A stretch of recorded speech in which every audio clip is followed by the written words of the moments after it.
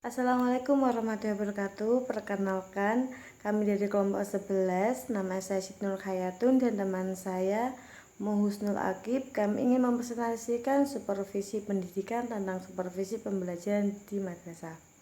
Langsung saja, dilihat dari objek yang disupervisi dan biasanya di dalam praktek sekarang terdapat 3 macam sasaran supervisi. Di antaranya 1. Supervisi akademik, 2. Supervisi administrasi, yang ketiga supervisi lembaga. Supervisi akademik merupakan serangkaian kegiatan yang membantu guru untuk mengembangkan keahliannya mengelola proses pembelajaran demi tercapainya tujuan pembelajaran. Sedangkan menurut DES menyatakan bahwa supervisi akademik yaitu suatu upaya membantu para guru mengembangkan kemampuannya mencapai tujuan pembelajaran. Sehingga esensi supervisi akademik itu sama sekali bukan untuk menilai kinerja guru dalam mengelola proses pembelajaran, tetapi untuk membantu guru mengembangkan kemampuan profesionalitasnya. Meskipun demikian, supervisi akademik tidak bisa lepas dari penilaian unjuk kerja guru di dalam mengelola pembelajaran. Objek supervisi akademik meliputi 6 macam, yaitu siswa, ketenangan, kurikulum, sarana dan prasarana, pengelolaan, lingkungan, dan situasi umum. Yang pertama, komponen siswa. Perhatian siswa dalam pembelajaran dan cara siswa menjawab pertanyaan guru. Yang kedua, komponen ketenangan. Gaya mengajar guru ketika melakukan demonstrasi dan kemampuan guru dalam memberi contoh. Yang ketiga, komponen kurikulum. Ketepatan metode dengan pokok bahasa dan urutan materi yang disajikan kepada siswa. Yang keempat, komponen sarana dan prasarana. Pemanfaatan alat peraga dalam proses pembelajaran dan banyaknya buku sumber penunjuk pokok bahasa tertentu. Dan yang kelima, komponen pengelolaan. Pengaturan tempat duduk siswa di kelas dan pengelompokan siswa dalam mengerjakan tugas. Dan yang terakhir, komponen lingkungan dalam situasi umum. Ketertiban siswa selama mengikuti pelajaran dan keteraturan siswa selama mengikuti praktikum.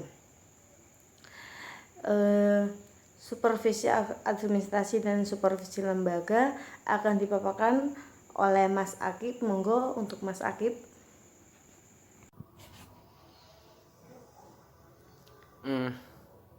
Terima kasih pada moderator yang telah moderator sekaligus pemateri pertama. Kemudian saya akan melanjutkan pada pembahasan selanjutnya, yaitu mengenai supervisi administrasi. Supervisi administrasi adalah supervisi yang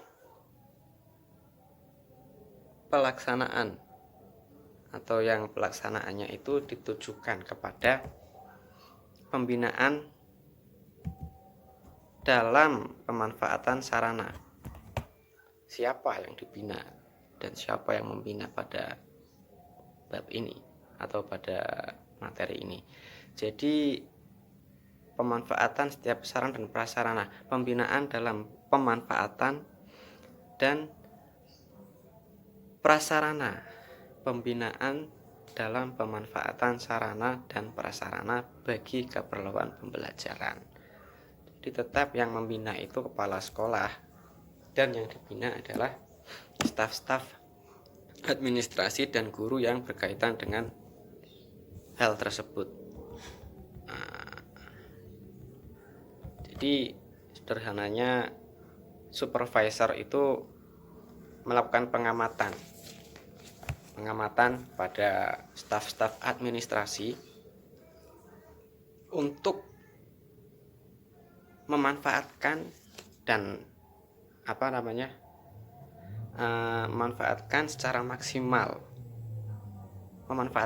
maksimal sarana dan prasarana yang ada untuk menunjang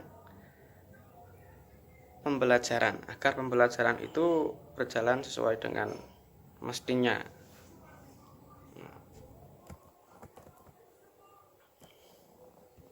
Ada beberapa poin di sini yang menjadi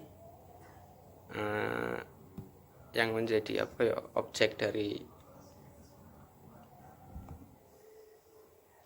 administrasi ini, yaitu yang pertama menyelidiki sumber buku bagi guru dan buku-buku pelajaran bagi siswanya.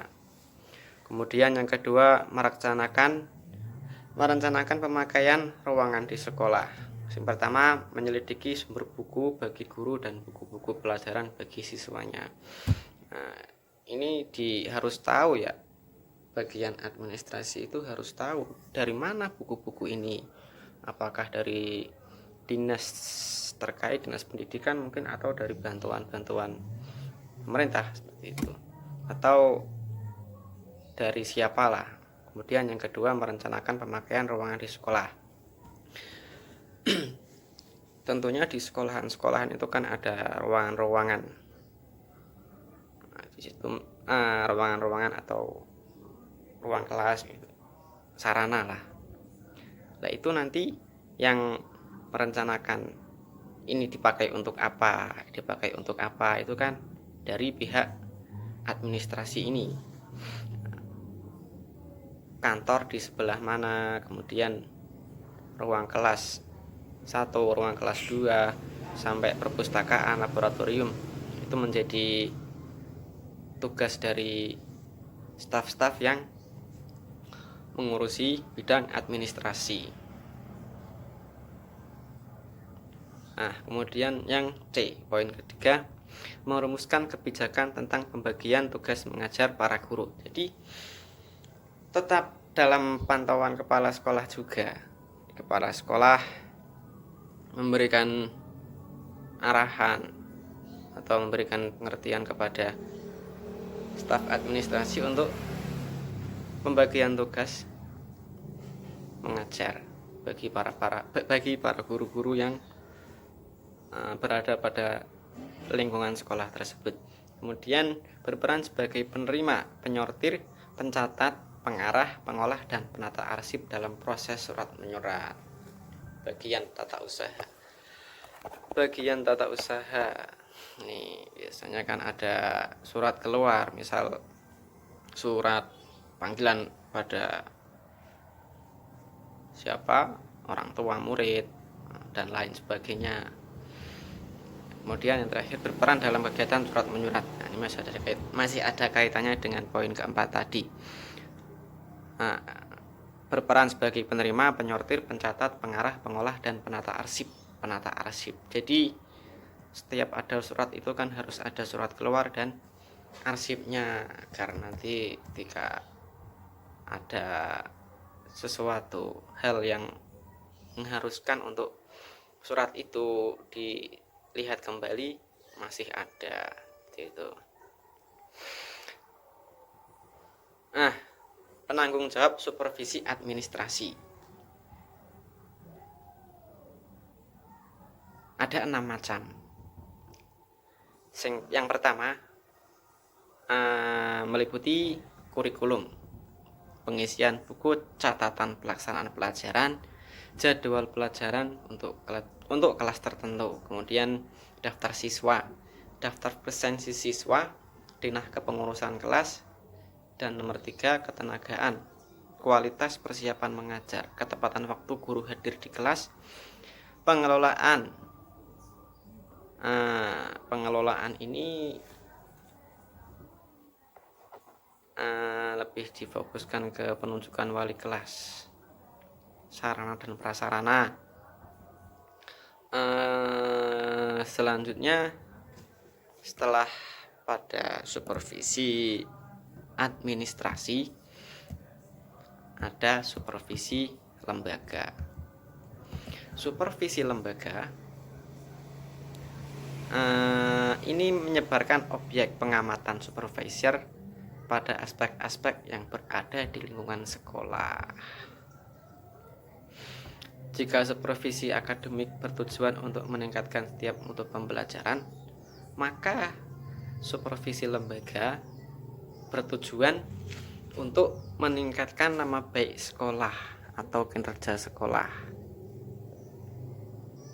Bedanya kalau akademik itu lingkupnya lebih ke sekolahan yang kecil, akan tetapi di lingkungan sekolah, di dalam intern sekolah.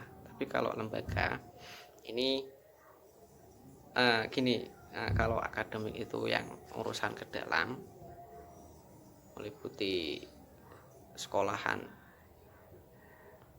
lingkungan sekolah ya, seperti guru-guru, murid. Kalau lembaga itu bagaimana sekolah ini keluarnya. Siapa yang berperan pada pada bagian ini?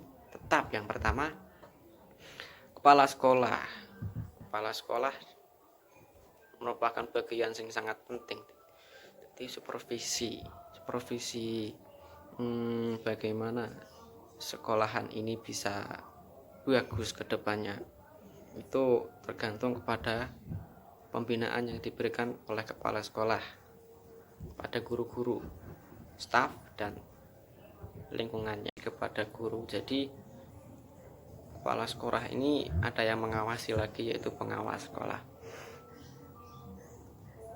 Perbedaannya kalau guru pada pelaksanaan pembelajaran, tapi kalau pada kepala sekolah, jadi pengawasan yang diberikan kepala sekolah kepada guru itu hanya sebatas kepada pelaksanaan pembelajaran saja.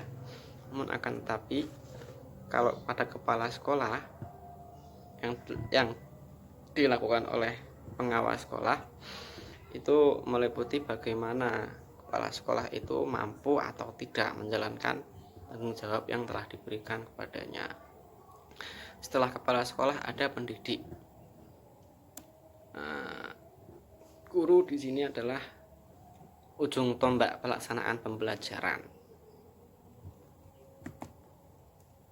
Guru adalah ujung tombak pelaksanaan pembelajaran. Tentunya dalam pelaksanaannya itu harus dalam pengawasan oleh supervisornya. Siapa yang menjadi supervisor dari guru? Kepala sekolah. Urutannya kan pengawas sekolah, guru, pengawas sekolah, kepala sekolah, guru, dan seterusnya. Staf sekolah. Setelah guru ada staf sekolah. Staf sekolah hampir sama dengan tugas-tugas yang administrasi tadi ya. Pembinaan staf sekolah. Jadi dalam rangka mengatur substansi fasilitas, bagaimana fasilitas itu seharusnya dipakai untuk pembelajaran dan bagaimana memaksimalkan sarana dan prasarana yang ada. Setelah itu ada peserta didik.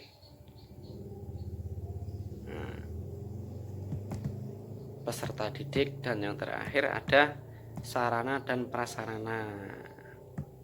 Dalam rangka mengatur substansi fasilitas atau sarana di sekolah, digunakan suatu pendekatan administratif tertentu disebut dengan manajemen sarana pendidikan. Pelaksananya ya pelaksana dari semuanya, pelaksana dari kesemua supervisi ini tentunya orang-orang yang berada pada lingkungan sekolah, ya, kepala sekolah, guru, staf, dan peserta didik. Demikian yang dapat saya sampaikan. Saya kemudian saya kembalikan kepada moderator. Terima kasih. Oke, terima kasih Mas Akib. Mungkin itu saja yang dapat kami sampaikan. Diskusi hari ini saya akhiri. Kurang lebihnya saya minta maaf yang sebesar-besarnya. Billahi taufiq wal hidayah. Wassalamualaikum warahmatullahi wabarakatuh.